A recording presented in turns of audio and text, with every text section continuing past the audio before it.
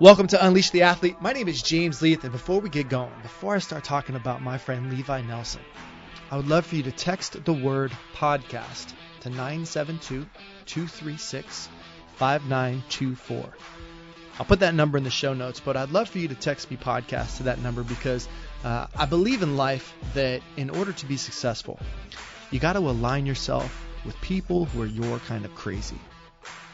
That mediocrity is available to everybody, and if you want to go that route, nobody will blink an eye at you.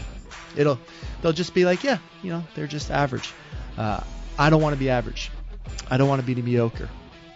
I want to put the extra in ordinary and be extraordinary, and that's what Unleash the Athlete is, because my whole business is not just to service athletes. It's to help people to find the discipline that they need in order to get what they want. Like Jocko Willing says, discipline equals freedom. And many people believe that it's the opposite, that if you are disciplined that you lose freedoms. But what happens is when you put in the work, when you're disciplined, then walls become doors. An opportunity shows up. There's this thing that I do where I'll write on the board, opportunity is now here, but I won't put any spaces in it. And so some people read it as opportunity is nowhere. Well, how you see that dictates everything in your world. And so if you believe that opportunity is out there, and if you have the discipline to do it, and you have people surrounding you, reminding you that it's okay to be a little nuts, you're going to find a lot of success. All right, enough of that. I want to talk about Levi Nelson. Levi Nelson is a high-energy, positive dude. I've known him for a couple years now, and we get caught up every couple months. He's always wearing this hat or a T-shirt with the word LEAD on it, L-E-A-D, and for him it stands for love, effort, attitude, and discipline. And I just love that because that's huge. Those are all values of mine as well. Well, he's getting his doctorate in sports psychology. He's got a 1-year-old. He's a head football coach in Ohio. He's also an instructor at the University of Akron. So this guy wears a lot of hats. And I really enjoyed my time with him, and I think you're going to like him too. Please welcome my friend, Levi Nelson. Better than I deserve, man. Coach Levi. Yeah, better than I deserve. Thanks for asking. Are you missing your football team right now? Absolutely. How are you supporting these guys? Like, what are you doing? Well, the old joke is if I could have signed up for a Michael Keaton movie, I would have picked Batman, but instead they gave me Mr. Mom. So right now, my wife is still going into work, and I'm taking care of our 1-year-old daughter. Uh-huh. And, yeah, we're doing that. But she's one already. Man. One? Yeah. So it's fast. Yeah, God is good. But to answer your question, Coach, we're trying to control what we control. That's kind of the motto we preach. And, especially during this time, there's some guidelines that, our school is kind of putting on the coaches as far as what we can and what we can't do with our kids. But we're trying to control what we control and, just reaching out how we can. Yeah. Yeah. So are you doing like virtual practices? Like, no. So nothing. So almost to take a page out of Sean Payton's book, he kind of gave the, we're not going to do virtual anything come in July in the best shape you've ever been in. And so we've given them, workouts at home to do, whether it's, what they can, body weight type stuff, which by the way, I mean, as you know, if you can do some pull-ups and some push-ups and, get on the Herschel Walker, workout right now. So I love the Herschel Walker workout, but tell me, you describe what that is. Yeah. So, the old story is Herschel Walker did 1,000 push-ups and 1,000 sit-ups every single day of his life, starting at whatever age. His dad didn't want him to lift weights. So he just started doing push-ups and sit-ups. And you look at that guy, now, I mean, even now, he would walk in and just make you feel bad about yourself. Oh yeah. At his age. So definitely push-ups and sit-ups. I know I'm one of those that I believe, put on your own air mask first if they're, if you're on the airplane, so you can help somebody else. So I know that exercise is a big part of my life. So I'm still getting up at 3:57 every morning. And why 3:57? That's so specific. It's two parts, to be honest with you. At first it was 4. And then I would go through my day trying to get some meditation in at some point, Coach. And I would always run out of time, right? So the whole eat the frog first, make sure you get it done in the morning. When that alarm goes off, I can put my feet on the floor, and this is to steal from Dr. Michael Gervais, put the feet on the floor and be right here, right now, and just kind of do a body scan, feel good, do some gratitude, and then I can hit the ground running. And then also, I was number 57 in football, so I just pushed it back, and 57 is a number there. Same year that Lambeau Field opened, by the way, for you Packer fans, and so it just gives me some extra time. But so 3:57, I'm waking up and still getting my workout in the morning. Sharing that with my wife, who's a rock star, and fighting over the one dumbbell we have, but it's all good. 3:57. I'm like in my second round or cycle of REM sleep. Like I'm nowhere. I'll wake up, and I haven't set an alarm in years unless I'm at an event, and I wake up about 6:45 without any kind of anything. Like it just, it's time to get up, go for a walk and do some reading. So what are you reading right now? Coach, I'm always reading something. So I read my Bible and my devotional every day, but then also I'm reading Jason Selk's, it's called Executive Toughness, which I'm a big believer in. His first book, if you haven't read it, it's called 10-Minute Toughness. I have that. Man, I'm a fan. And this is kind of one that came out after that, and reading that. I'm also at the same time reading TB12. Tom Brady's thing. Yeah. So my wife's awesome. For Christmas, she just got me, I've got this list of like 100 books that I want to read. And, so she just ordered like 12 of them. And that's been sitting on the shelf for a while. But, with the NFL draft coming up just past, I was getting excited. So what I'm learning is I need someone to explain that to me right now. I'm not near as smart enough to understand everything that's going into that. But, there were some things in that book that, Tom Brady has shown us that, age does not have to dictate your performance. Yeah. And he drinks it. I see you drinking a gallon of water. Well, he drinks a ton of water. Yeah. And he uses muscle manipulation techniques to like smooth out his muscles and to keep, what do they call it? The Pliability, yes. It's a great word, but there were some things in there where I think they put a little bit too much emphasis on water, and water's important. There's nothing better to drink for you, but there were some times where I was just like, okay, guys, let's calm down. Like the emphasis was a little too much, but what the hell do I know? Yeah. I probably drink too much of it. I'm like a Cocker Spaniel. I use the bathroom every 45 seems like, but it gets better though. When I first started, so I bought this this water dispenser that gives me hot water, cold water, and then room temperature. And as soon as I bought that, my drinking water went way up. But when most people I think are chronically dehydrated, that they're not drinking enough water. And so when you do that, your bladder literally has to expand, because I was urinating every 30, 45 minutes. Yeah. But because I was doing that, I was like, all right, I need to do something productive. And so I put a pull-up bar over my bathroom door. And before I would go in, I would do 10 pull-ups.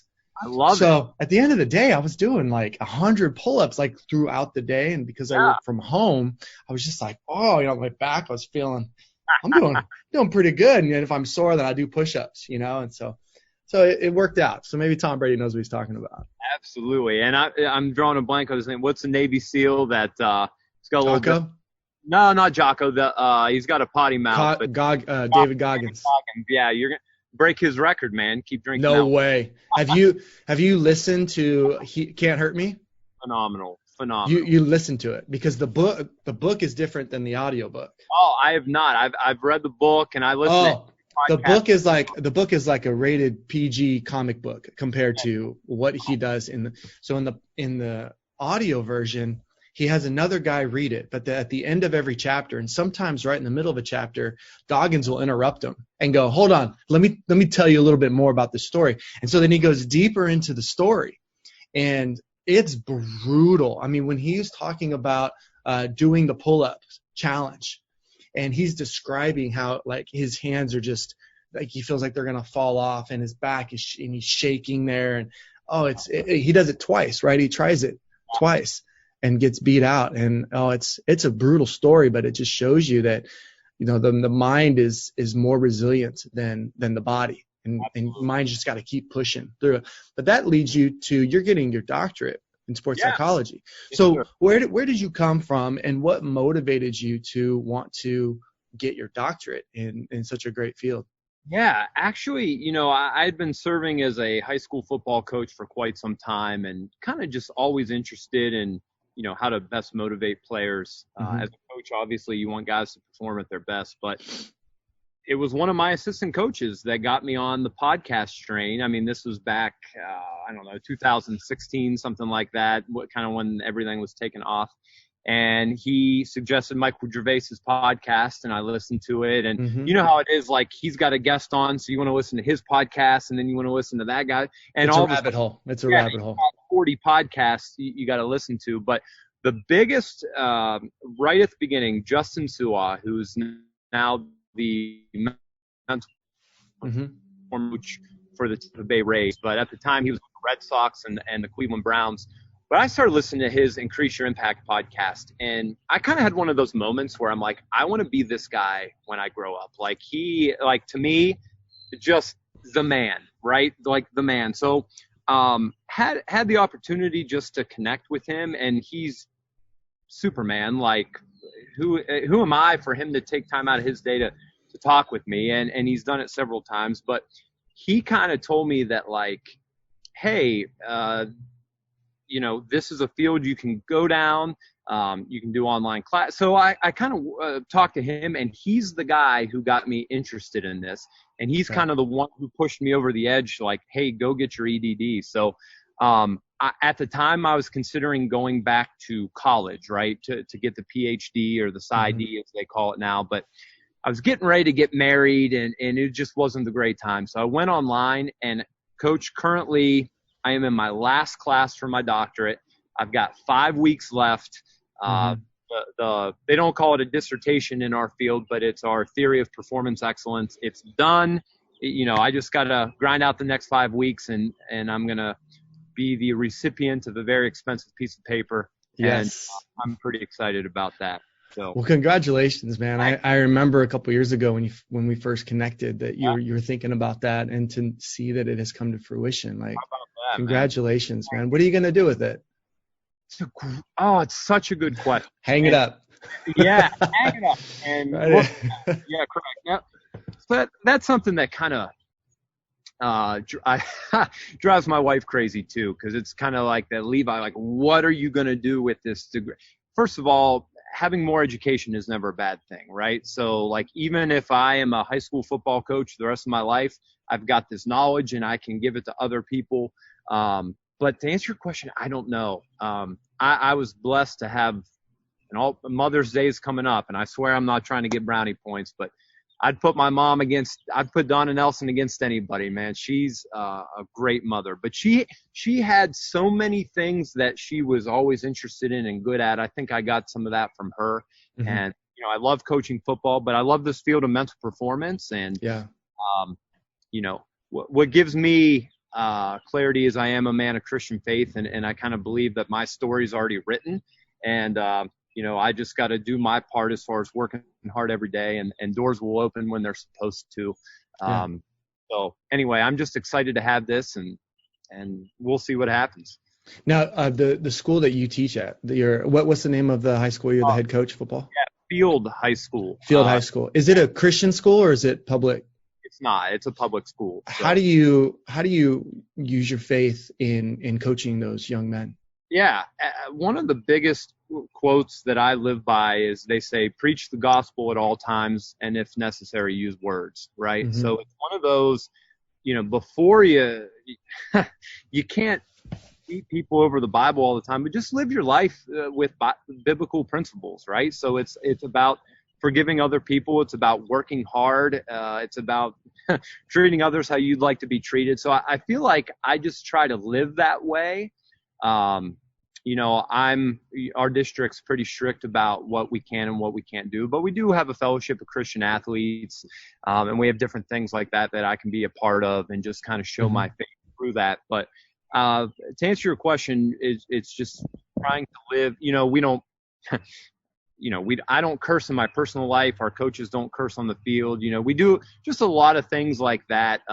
We feed the kids at every practice. We go by the servant leadership method. So just you literally feed them? Yeah. We make peanut butter sandwiches. That's my job as a head coach. I spread the peanut butter, and I've got a guy on honey duty. But that's great. I love it, dude. I used to coach at a school that was a little better off, but 2-a-days you'd bring your own lunch, right? And I'll never forget the day that I passed this kid and he didn't have a lunch. And I don't know if that's because he was lazy, right, and forgot to pack his lunch, or if it's because he didn't have anything. And, it's hard to concentrate on where you should go on 24 dive when you don't know when your next meal's coming from. Right. That's psychology. Well, and not to mention the energy level. Correct. You don't have the energy to hit the 4-hole. Yeah. Absolutely. So I made the decision. I'm like, hey, if I'm ever blessed to be a head coach, I'm going to feed our kids at every 2-a-day at every practice. And that's what we do. So it's a lot of work. People say, hey, who's your team mom? It was me last year. I'm organizing. Team dad. Nothing wrong with that. Nothing wrong with that. I don't know why we don't have 200 kids that play football. We have a fruit break at every 2-a-day. So they're coming in, we're having watermelon, all that stuff. And at the end of each practice, we have catered meals. And then in season, we're making peanut butter sandwiches and that. But as you know, from a sport performance standpoint, even if the kids pack their lunch, they're eating chips and cookies and all this stuff. And it's like, you can't put garbage in and expect to be at your best, right? So we're able to give them nutritious, foods that's going to fuel performance in a good way. So it's really a win-win. And we do have some great parents that help out in local business and all that stuff. But so we eat well, man. I'm one of those, we're going to work you really hard, but we're going to take care of you too. Yeah. And I think that's the best way to motivate other people. It's through love. Nice. Well, you've always had this, the idea of lead in all your stuff, every email that I get, every time I read something that you've written. So, I beat you over the head with that, man. I know. Yeah. You're sporting the lead on the shirt. Yeah. So share with us, what is lead and where'd that come from? Coach, thanks so much for asking. So I had another moment in my life when I met someone who I said, I want to be you when I grow up. I was a communication major in college. I was radio and TV. And I took an extracurricular class just because I needed the credits called Intro to Coaching. I'd always had the nickname Coach growing up. I played a lot of NCAA football, on the PlayStation back when. Who did you usually pick? What was your team? You always had to start your dynasty with a team, like a low-level team, right? Like I always picked North Texas. Yeah. Like it was in the Sun Belt. Yeah, I totally did the same thing. So anyway, I took this class called Intro to Coaching, and this guy walks in, and I'm like, this guy's got it figured out, man. He's wearing sweats. He's positive. He's kind of like a Pete Carroll type guy, right? Like chewing his gum. I'm like, dude, man. Got a little beard going. And I took this class called Intro to Coaching, begged him to come volunteer at the school where he coached. And I worked with him for 4 years, whatever. He got me a graduate assistant at the University of Akron working for him. And in my master's, we had a project to come up with your own coaching philosophy. And it was the first time I'd ever been asked to spit this out on a piece of paper. And I'm like, dude, I'm going to knock this thing out of the park because like you, I'm a reader. I read every day, all this stuff. So I put together this, like, I don't know, it was 20-page document of all these fundamentals and philosophies of the greatest coaches. And this is what we're going to be. And I turn it in and he as a friend, gives it back to me. He's like, dude, nobody's ever going to remember this. No one's ever going to apply it. Like you gave him a dictionary. Like no one's going to. So he gives me a book, Pete Carroll's Win Forever. Great book. And one thing I love about that book is that Pete Carroll reads it. Yeah. And I usually listen to books at 1.5 or 2 times speed. Okay. I had to slow that guy down. He just would just spit out just nugget after nugget of just like the greatest stuff. Like what he talked about, how your values and your philosophies, they have to bleed through your assistant coaches or you're just wasting your time. What a great book. Yeah. So in that book, Carroll challenges his readers. He says, hey, you got to be able to come up with your philosophy in 25 words or less. And when I read that, my jaw just hit the ground. I'm like, oh, man, like he's right. You got to have that elevator speech. But like, I don't even know where to begin. So I started kind of looking at my main coaches, right? Like the guys that I really, really liked. And I looked at all the values and I boiled it down to all these things. And the most important thing to me was love, like I talked about earlier, right? Like they don't care how much you know until they know how much you care. Right. You know, John Wooden, it's the most powerful word in the English language. Coach, I think about the people that I would lay on the railroad tracks for, right? Those people, my mom, my wife, and it's people I love. Like my offensive line coach in high school, you know, he coached out of fear, and for whatever reason that worked with me, because in my mind I was like, I'm going to show you, you son of a gun. I'm the best guard there ever was. But for a lot of people, you were a guard. Yeah, like a pulling guard, like a speed fullback guy. Okay, all right. Because we ran the wing T. Yeah. When you have the traditional linemen, when you have like traditional linemen, you think of big guys and you know they're protecting the middle and they're able to do. But when you do like a pulling guard, it's basically a glorified running back. You know, like you can just hand them off the ball, which we did sometimes. They would pull and you give them the ball and oh yeah. That's good. Okay. Yeah, but it worked for me. But for most of the guys on our team, you know, they're checking their shoe shine. I'm not going to work for this guy. You know what? So love was the most important thing to me. So I'm like, okay, that's got to be one of my traits. And I guess I should back this up, Coach. What kind of brought me to boil this down is as I'm going through this process, I saw a piece of paper from another high school coach. As you know, you go to clinics, you try to learn things, and this guy talked about his philosophy of pain. And he talked about how his team would be successful if they were able to embrace the pain. And I think it stood for like perseverance, accountability, integrity, and never quit. Okay. So it's kind of where you got this has got to be an acronym. Yeah, a light bulb went off. And I love that, like, there were 4 things. I'm like, that's easy to remember, right? Like, there's 4 quarters in a football game, 4 seasons in the year. Like, you can go on and on and on about 4. But I was like, that's good. We don't want to get too much. So love was the most important. And then I started, the greatest coach of all time, John Wooden, right? And, he didn't focus on winning. He focused on control what you control, right? Which in his mind was hard work and positivity. But I kind of, let's talk about our effort and attitude, right?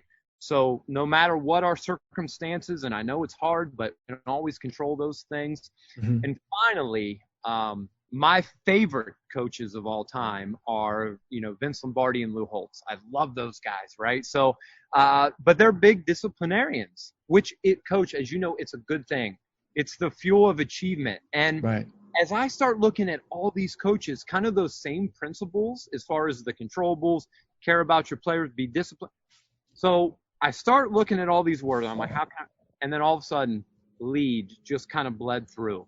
And I'm like, this is perfect because you start with love, right? That's the main thing. The main thing is to keep the main thing, right? And then it's like in the middle, the sandwich of it all is like, let's focus on what we control. And then finally, man, to bookend it, like do it every day. As you know, like everybody wants to play on Friday night when the cheerleaders are jumping and the band's out there and fans, but who wants to practice on a Tuesday, right? Like, and so discipline, these process goals are how we get things done, right? Just like the whole keep chopping mentality, the whole brick by brick Will Smith type thing, like you got to have discipline. And we kind of just talked about me being a pulling guard. When I went off to college, coach, I graduated high school. I was about 200 pounds soaking wet. I go to college. All of a sudden, I am 240. I'm having chest pains. It was bad. Right. Your body wasn't designed to hold that much weight. Your specific body. Yeah. Correct. My college roommate did the same thing. He was a fullback and at Arkansas State. And I remember like 3 months after his senior year, right before graduation, he had lost like 40 pounds. Yeah. Like it just went away. He's like, I don't eat like I used to. I don't lift like I used to. And I don't need to be big. And his clothes are all baggy. Yeah. So I ended up losing 70 pounds. Oh my gosh. I kept that off through discipline. Again, like I didn't even have a piece of cake at my own wedding, man. Like, because the day I slip is the day you're going to find me in a room with red lights and like I'm eating Cocoa Pebbles by the spoon. Like, so. Oh, Cocoa Pebbles. I think for me it would be a Cinnamon Toast Crunch. I'll kill it. Like a Cinnamon Toast Crunch comes in one serving and it's a box. That's the serving size. Yeah. I will eat the entire thing.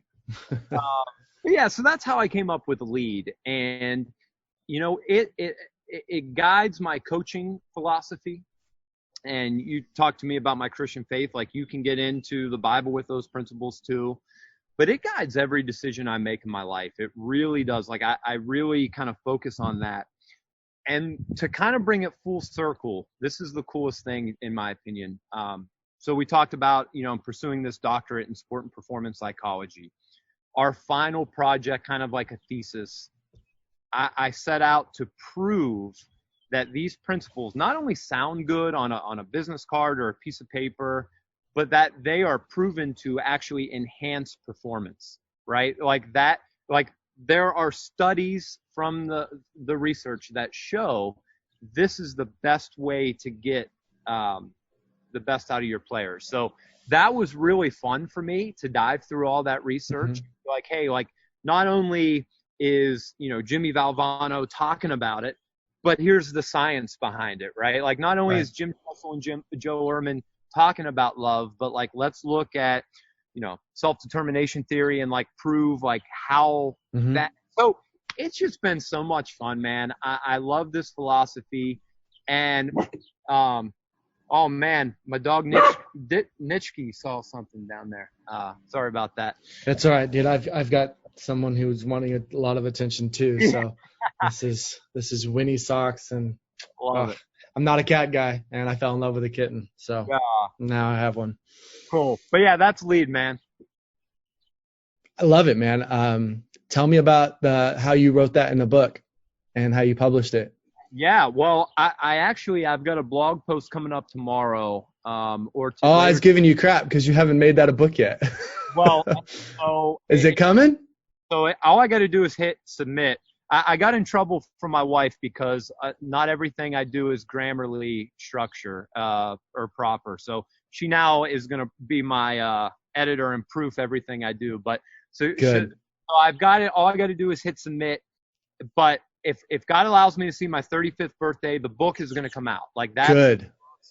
I can't wait to read it. Process of just writing every day. Mm-hmm. But to talk about this, you know, self-determination theory, coach, talks about, you know, that those who are intrinsically motivated, and I guess I should back up by saying, as a coach, here's what I would like. If we're creating a player in Madden, I want a guy who's intrinsically motivated, right? Mm-hmm. Like I want that guy who he's going to be his best coach. He shows up ready for work every single day, right? Like, easy, yeah. That's a coach's dream right there. Mm-hmm. I want a kid who's mentally tough, which there's a lot of buzzwords about what mentally tough means and all that stuff. But like, I want a kid who shows up ready to work. He's happy to be there. He's mentally tough and he performs at his best when his best is needed. Right. So mm-hmm. like, those are the things, like if I could have those things, man, and I'm sure every coach is like that, but you look at self-determination theory and it says like for people to be intrinsically motivated, they have to have a connection with people they're working with. That's one of those things. So the whole relationships, like they don't care how when so they know that you care. The servant leadership, all of that kind of ties into providing love. Like I said, the ways we do that, serving players food at each practice, and we kind of have those. Just try to use a transformational leadership approach as far as Well, let's break down self-determination theory. Yeah. Right. Absolutely. So would you say that self-determination theory is that you're taking responsibility on your actions, and that determines your success? Say that one more time, Coach. Sorry. I'm asking, let me ask you, how would you define self-determination theory? I've always seen it as the decisions that you make, you're taking responsibility of your actions, and then that determines a lot of outcomes. Yeah, absolutely. How would you define it? Yeah, no, you're absolutely right. I think it's one of those things that people are motivated by extrinsic or intrinsic things. It's that desire. We're watching The Last Dance right now, right? It's that internal motivation to be the best, and that's what I want to focus on. It's such a great documentary, man. I absolutely love it right now. But kind of throwing those obstacles in the way and just going for it without regard for anyone else. And we know that relationships play into that. So that was kind of my love piece. But then we also know that people have to feel good about what they do, right? It's kind of that growth mindset. So with our coaches, you're a child of the 80s. You remember E.T., right? So we talk about E.T. Phone Home. We talk about and this is going to be another post coming out, but part of the book, maybe a chapter, I don't know, but our effort terminology, our ET, so to speak. So that, number one, is how you define success, right, Coach? I love that. Effort terminology. Yeah, and it's John Wooden's, definition of success is peace of mind, which is a direct result of self-satisfaction, knowing you gave everything you could do. So part of the way we do that as coaches, and it's kind of that CrossFit model of, in our weight room, we don't have the biggest bench press or the biggest power clean. Okay. What we do have is a chart that players fill out. How much water did you drink yesterday? How much sleep did you get the night before, right? How much protein did you eat? Because those are all things you can control. In my opinion, I always think of the high school football player who, man, he wants to be great, but he's 90 pounds soaking wet and doesn't have, any athletic bone in his body. And if you judge success on winning, and if you judge success on, you got to be able to bench press 225 pounds, he's not going to get there. Just like I'm not going to be able to dunk a basketball. So how you define effort. We also, talk about failure and how that's not fatal, right? It's data needed to achieve success in the future, right? So we're we talk about failure. We strive for kids to fail on the practice field, in the room. We talk about that growth mindset, of just striving to get better every day, which to me is that journey of mastery, right? Kobe Bryant never woke up and said, man, I got it all figured out, man. I'm the best player in the world. No, he was trying to get better every day.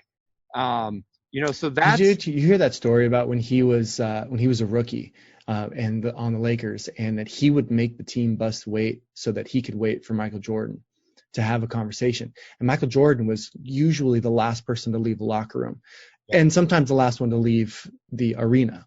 That he stayed in there and he just took his time, and he was very meticulous about his post-game recovery.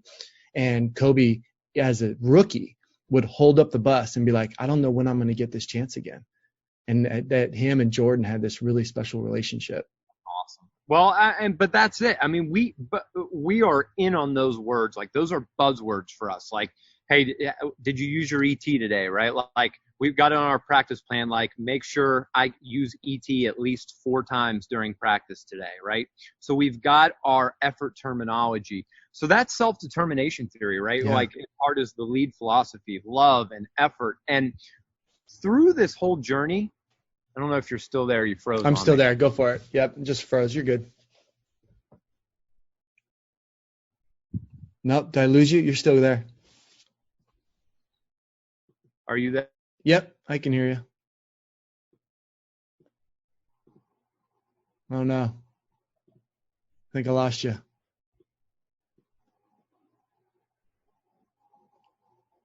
Psychology. That's the effort piece. And as I started this journey in my doctorate, like I never knew that was a thing, right? Like I did not know there was actual science behind positivity. And that doesn't mean that we're going to hold hands and sing Kumbaya and like everything is good. I think like, a lot of people think that, which is such an unfortunate thing because, you got John Gordon, who's always talking about, he's kind of a thought leader on positive psychology. And it's really not about just like what Tony Robbins says, like close your eyes and just pretend there's no weeds. There's no weeds. It's like, no, open up your eyes and get the weeds out. Just be optimistic that you can get the weeds out, that you can keep the fox out of the hen house. Like, believe in yourself, and that's the positive side of it. I just my favorite analogy is the whole sailboat thing. It's like, hey, if there's a hole in the boat, you got to patch it up, right? Or else it's going to sink. Like I get it. But what propels us forward is the sails, right? That's what's going to move us forward. That's the positivity. Right. So, and you got to put your sail up. Yeah. Like I want good things to happen. It's like, yeah, but you're not even looking for good things. You're just assuming bad things are going to happen, and you're determining, as self-determination, right? You're determining that this is going to go bad. So part of the positive psychology is this focus on strengths, right? It's a strength-based focus. There's also a focus on gratitude. So that's one thing that we do before practice each day is the kids sit down in their leader's manual and they write down 3 things they're thankful for. At the beginning of each practice. And, there's science behind, you do that for how many consecutive days it actually leads to lower anxiety but I do it in my classroom too. And we try to make a contest of like, you can't repeat from yesterday, right? Like it's got to be something new. And just what 14, 15-year-old kids will come up with is amazing, right? When you start hunting the good stuff. Right. And it puts everybody in a good mood, kind of sets the tone. One thing that I love, and we talked about that, the Chicago Bulls documentary right now, is Phil Jackson, right? So his work on mindfulness, but then also behind positive psychology. So one of the hats I wear is a trainer for the Positive Coaching Alliance. And he shares with that medium his use of this magic ratio, and it's actually referred to as the Gottman Index from sports psychology. But what this professor found is that relationships thrive when the ratio behind positive communication to negative communication is 5-1, right? So what he did is he studied married couples and classroom children. And he said, man, like if you give 3 positives for every 1 negative, that's pretty good. But the best ratio is 5-1. Okay. And Phil Jackson said that's when his teams really started coming together, is when he used that ratio. And who knows if that's true, if that's a soundbite or whatnot. But I love that. You never know. Now that does not mean, as we talked about, that when you have to coach a kid up on his technique, that you come over and you say, hey, I like your haircut. Hey, something good. Oh, by the way, no. It just means that throughout the day, you got to have 5 positives for every negative, right? So it's the whole Vince Lombardi of like never let a guy leave a locker room without patting him on the back. Hey, I appreciate your effort. Hey, one of these days, I love that story with Jerry Kramer. One of these days, you're going to be the best guard in football, right? Like something positive. And that could be greeting kids, when they come in, to practice. Hey, what's up, man? You got to have those interactions. So one way. What sucks about that is the physical contact. Yeah. Because of everything that's going on. And I'm such an advocate for handshake or, having some kind of secret handshake. And I teach it at all my conferences and workshops. And we're going to come back from this pandemic, and the touching is going to be very different. The physical contact, hey, what's going on? And, how you doing? And that's really frustrating. What do you think is going to replace that kind of connection between people? I don't pretend to know. And, it is scary to think about, Coach. You think about, this upcoming football season and just how sports kind of bring us together. The fans and hugging a guy you've never met before, right? Like, I know, like that's, yeah, oh, dude, I love you, man. Come here, man. And Yeah. no. It's just, well, and some, I heard Jocko Willink talk about how we should just do the, hey, it's good to see you, man, right here, like this. When it's so, I'm so bummed about it, because like I'm a like a huggy guy, like, you know, physical touch is my love language. And when I see one of my close buddies, man, I'm just like, dude, bring it in, man. I love you. Like, and it's a bummer. I got in trouble the other day. One of my dear friends came by the house to drop something off, and like, I gave him a hug, and then I got back in the house. And my wife's like, you probably shouldn't do that. And I'm like, It happened to me. Yeah, it happened to me like 3-4 weeks ago. This guy came to the front door, and he was delivering something. I was like, okay, cool. And I went to shake his hand, and he was like, I was like, I'm informed. I know what's going on. And yet I still, just by habit, I was like, I reached out and shake this guy's hand. Yeah, and Coach, I kind of felt like Tom Hanks in Castaway when Wilson was drifting away. Like another buddy came and dropped off something, and he did like out the window, like, hey, just gotta run. And like he's driving up the driveway, and I'm like, Wilson, you know, like I was so torn up that like I couldn't like dap him up. And I've had a couple Wilson moments where, because I don't have kids. I'm I'm single guy, and so I've been quarantined solo for 2 months now,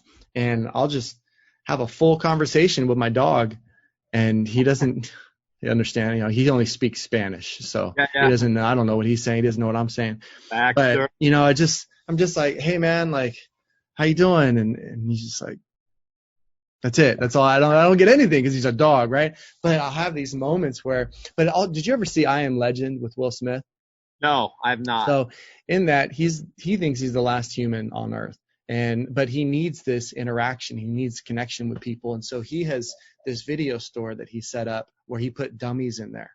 And all these mannequins are just standing there, just, frozen because they're not real. But he'll walk into the video store and he'll be like, hey, Phil, how you doing? What are you looking for? You getting a horror film? All right. Hey, Sally. Hey, Sally, it's good to see you. You know, how's work going? How's the family? And I'll have all these conversations. And then one time he was walking along the road, and he saw a mannequin had been moved, and it like freaked him out. He's like, are you real? What are you doing out here, Phil? What are you doing out here? And one of the zombies was messing with him. And so he put it out there. But I think it's a great just kind of understanding of like this social distancing, where a lot of people, it's social isolation. Yeah. We're isolated from people, and it's going to affect us psychologically. I don't know how it's going to affect us psychologically, but it's going to. Yeah. And this connection with the guys. I mean, I was on the phone with Hawaii Athletic Association yesterday, and they're considering not having football, like just no football. And like, that's wow. Like, I can't imagine my senior year playing elementary school, middle school, all the way, and then my senior year, I'm ready to be a varsity football player, and then just no football. Yeah. Oh man, I don't like, these kids are going to be marked by this. I also learned the other day that the seniors this year have gone out on this coronavirus. They started their kindergarten with 9/11. Oh. Isn't that crazy? Like, they bookended their entire educational experience, unless they keep going. But like their traditional experience from kindergarten all the way to high school is bookended by two just really memorable events, and this one is just going to keep going. There's no end in sight. Yeah. And man, like there are days where, like I said, I'm living Mr. Mom. So it's me, the dog, and the baby. Right. Mm-hmm. So, if I do get a chance, Coach, I'm listening to podcasts. The draft just happened. I'm a huge NFL draft. So, like, that's where my attention's been. Mm-hmm. But then my wife comes home, who works in a nursing home where people are dying, and and she wears, looks like Marty McFly when he goes back to the future in that plutonium suit, right? Like, is what she has to wear when she's working with these patients. Yeah. And gosh.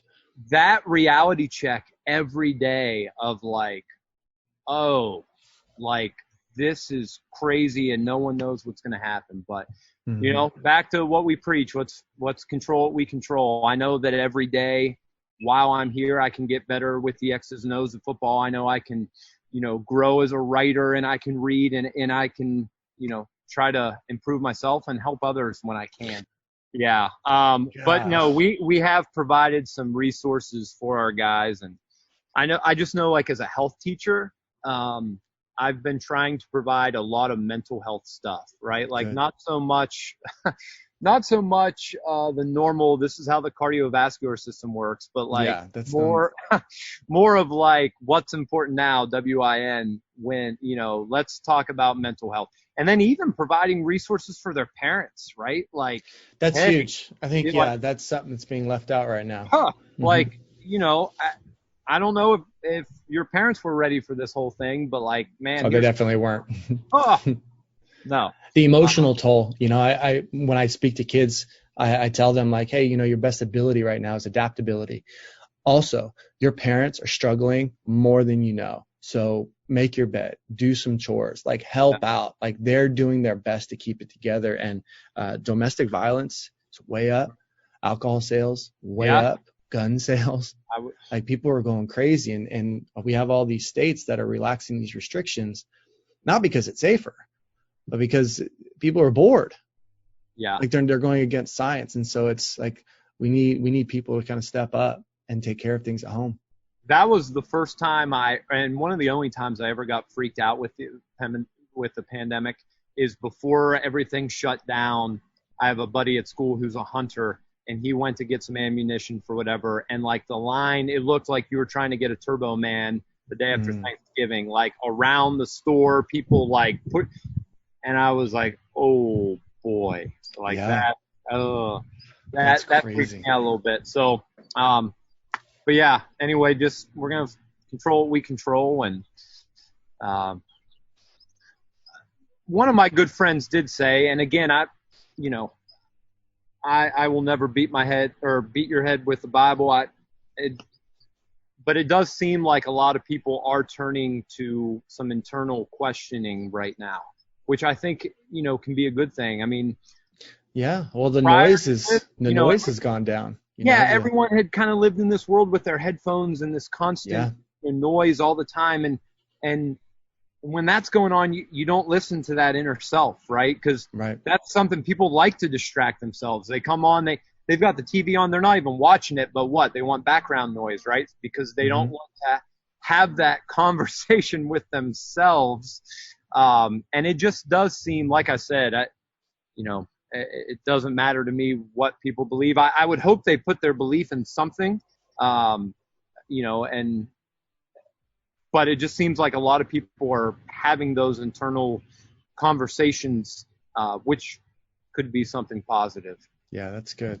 Well, man, it's been a pleasure having you on here, and I'm going to be posting this to my podcast. How can people get in touch with you? So I'm on Twitter, R Levi Nelson. I connect a lot on there, and I just sincerely, wholeheartedly, like, I would love to connect with anyone who's willing to connect. Like, I don't pretend to have all the answers. I mean, Coach, you have forgotten more about leadership than I'll ever know.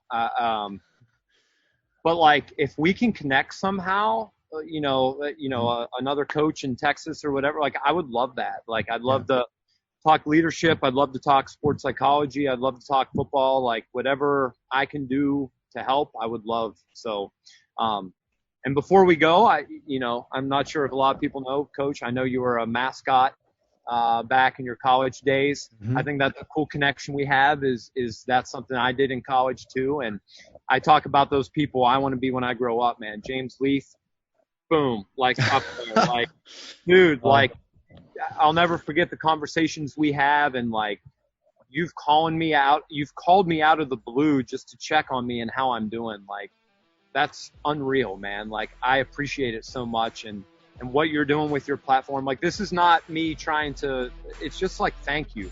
Like, thank you for this. I don't think you're a type of guy who wants all the, like, you're doing it for the right reasons. And thank you. And like I said, if I can help anyone through this medium, like, let's go. I appreciate you, man. Yeah. Thanks, brother. Stay safe, and I'll be praying for you and the guys that you influence. And I do have you read When Pride Still Mattered by Vince Lombardi, or the Vince Lombardi? Absolutely. Yeah, that's a great. I mean, it's Good. that. I thought of that whenever you were talking about him, and but I appreciate your kind words, and I appreciate your passion and what you're doing for the kids. And so, together, stay man. safe, brother. We're on the same. Congratulations, 1-year-old. You got your doctorate coming out, bro. You're winning. We'll do it. One day, Coach, I'll be bringing you Diet Coke. So I'm ready for that day. I'm working right now. Let's do it, All right. brother. See you, buddy. Take care. So that's my friend Levi Nelson. You can tell he's a high energy guy. His athletes are definitely lucky to have him. Thanks for spending time with me today. Remember, shoot me a text, the word podcast, at 972-236-5924. I appreciate you spending time with me today. Remember, there's an athlete in all of us. Unleash the athlete today.